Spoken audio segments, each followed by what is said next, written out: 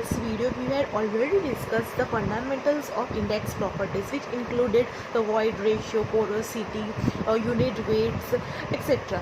Now we will consider the density. Now we will discuss the density of the soil. Now there is always a relationship between the unit weight of soil and density of soil. Now it is related by gamma is equals to rho g, where gamma is unit weight. This is density rho, and g, that is gravitational acceleration. It is related as mass and weight are related. Similarly, the unit weight and density of the soil are related, and its unit is kg per meter cube or gram per centimeter cube. It is also called gram per cc. The first will be bulk density, rho b or rho, that is defined as total mass upon total volume.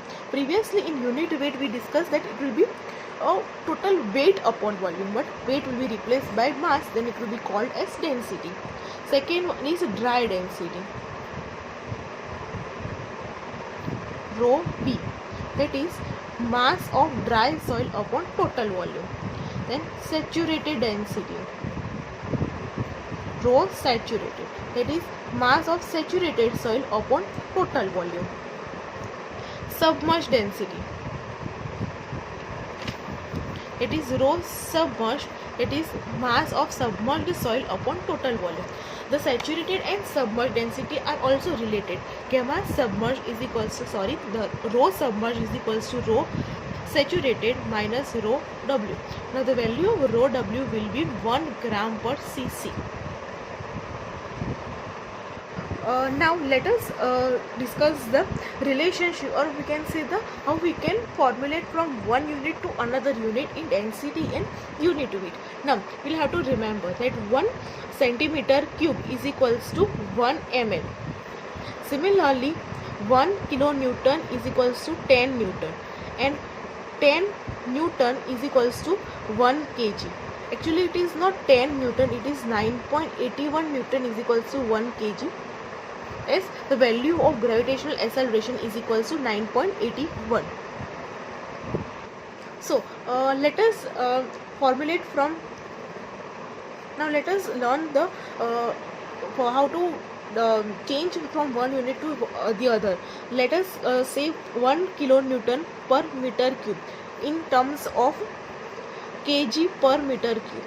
Now 1 kilonewton is equals to 1 kilonewton is equals to 10 raised to 3 newton. 10 raised to 3 newton.